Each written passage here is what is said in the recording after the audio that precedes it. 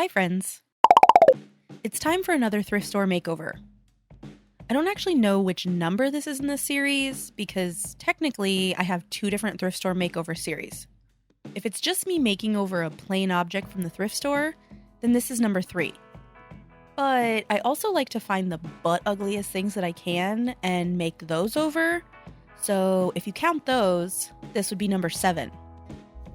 But then I also did this video where I made these little ice cream animals and glued those onto a wall hanger thingy that I got at the Goodwill. So possibly this is number 8. I legitimately have no idea what to call this. But let's just get into it anyway. So a couple of weeks ago, I posted a poll on my community tab asking which of these thrift store finds I should make over. And the winner was this Gumball dispenser candy jar. Or it might be a cookie jar. Who knows? There were some passionate comments about this insane panda planter, but don't worry, all of these will get done at some point. But let's just focus on this jar for now. I got it at the Goodwill for $3.99, and it's actually pretty cute as it is, so it's not a throw-up to glow-up contender. It's also not a real gumball machine, obviously. It's made out of glass that's just painted, so it is just one large jar inside, in case that was fooling anyone. The paint job is a little messy around the edges, but otherwise it's pretty boring. It says, "Do not only." Very mysterious messaging. The glass looks a little, bubbly. Oh, no. That's just some kind of crud on the inside. Well, let's just clean that out. Luckily, my fat little hand fits in here, so I was able to get all of whatever that was out. I also made sure to clean the lid and the hole outside. We need this to be nice and sanitary before we deface it. Goodwill has the stickiest of stickers, so I needed the assistance of my heat gun to soften the adhesive and get all of that off of there. That secret message was, "Do not microwave, hand wash only." Mystery solved. The brand is Sleigh Bell Bistro apparently, so I did a quick search just to make sure I wasn't accidentally destroying some very expensive treasure. Nope, this was originally $10 at Hobby Lobby. There's a ton of them online secondhand, including this super cute mint version. Ugh, I love that color. I could just paint this mint, but that would be boring to watch, so I need to come up with something more fun. And I have a great idea. Let's see if you can see what I'm seeing right now. Got a guess? Okay, so looking at this, I see a little man. Like a proper little gentleman wearing a tux. Here's his jacket and a bow tie, and the lid is his hat. Ooh, maybe I can add some arms on the sides. Yes, I have a plan now. First thing I need to do is give this a nice coat of clear gesso. I'm going with clear gesso for 2 reasons. First, it's already white, so I don't need to paint it with white gesso. But more importantly, clear gesso leaves a very scratchy and rough surface. And I'm going to be crafting some arms out of clay, and they are going to need some texture to grab onto. Someone in the comments a few videos ago told me that you can sand the gesso once it's dry to smooth out that rough texture, which will probably come in handy sometime in the future, but not today because I do want it rough. I'm also being really careful around the edges so that I don't need to clean anything off of the clear part of the glass. I'm not going to be painting that because I know that I'm going to have to seal everything in with varnish, and varnish on clear glass will look cloudy and a mess. So I'm just not going to do that to myself. After the gesso is dry and nice and scratchy, it's time to make him some prosthetic arms. I'm going to bust out my foam clay. I could just use regular air dry clay for this, but I'm just more comfortable with foam clay. I'm going to need quite a bit, so I'm going to use this white foam clay that I got in this giant tub. But it is a little too soft and doesn't hold its shape as well as I'd like, so I'm going to mix in some almost dried out clay that I have left over from other projects. Combining those two should give me a more firm clay. I did have to pick out the fully dry bits here and there, but after it was all mixed together, it was the right consistency for what I wanted. I'm just going to paint over this, so obviously I don't really care about the color, and I'm not really worried about any wrinkling or cracking. After a rough measurement of the size that I need, I made a very simple little arm. And I mean very simple, like it's just a little bent hot dog basically. I cut a little off at the end to make it flat, and then I used that little piece to make a gloved hand. Well, a mittened hand technically. But I went with that because A, he is a very formal gentleman, and B, I didn't want to sculpt fingers. Making an opposable thumb was difficult enough. I made a second arm and hand to match, and then I ran into a little dilemma.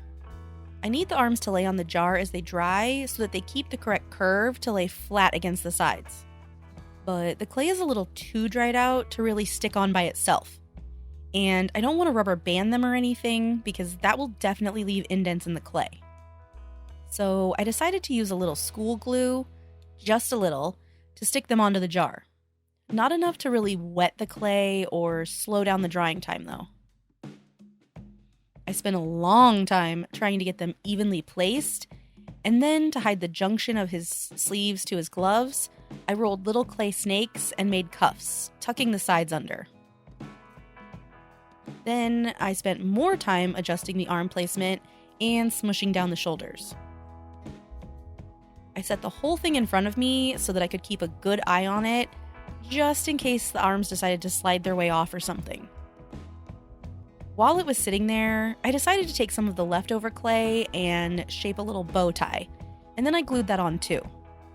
I didn't record it because I was also taking a little lunch break at the same time, but it was just 2 triangles and a flat ribbon. The next day, the clay felt like it was pretty dry. Foam clay never gets hard, but it does get to a point where it's less squishy and you can't leave marks or change its shape. And this stuff was already pretty dry, so I'm confident that I can move on. So next, I'm going to put a layer of white gesso over the foam, partly so that I don't have to do as many coats of paint later, and also because I'm going to use fabric paint on here, and I've had issues in the past with fabric paint sticking to foam clay. It must be too smooth or something. So the gesso's going to help it stick. Once the gesso dried, I am able to move on to the fabric paint. And I'm just using some white puffy paint to fill in the areas around and a little bit behind the foam where it pulled away from the jar when it dried. I think it'll make for a better overall look if those areas are filled in. Plus, there will be less chance of the foam catching on something and popping off. The foam does feel pretty secure, but it's just a little extra insurance. I made a giant mess along the way, even before I was absolutely betrayed by my paint bottle. Once all of that dried overnight, there were a few little holes here and there, but I'll just cram some paint in there and it'll be fine. Now that all of that prep work is finally done, it's time for paint. I'm going to start with a very light pink as the dress shirt. And again, I'm trying to be really careful along the top so that I don't need to do a bunch of cleanup. I painted the gloves the same color as his shirt, and then for the tuxedo jacket, I went with a slightly darker pink. Full disclosure, I did use a card from Sarah Renee Clark's Color Cube for this. I've been using these a lot lately because I'm trying to get better at picking colors. I already had a pretty good idea that I wanted mostly pink for this, but sometimes I struggle with picking the right colors for all of the little details. And this card actually happened to just be laying in a stack on my desk, and I really liked it, so here we are. I added the lapel and cuffs in an even darker pink, and then for this little circle thing here, I think it's the coin slot, I'm going to turn it into a big button.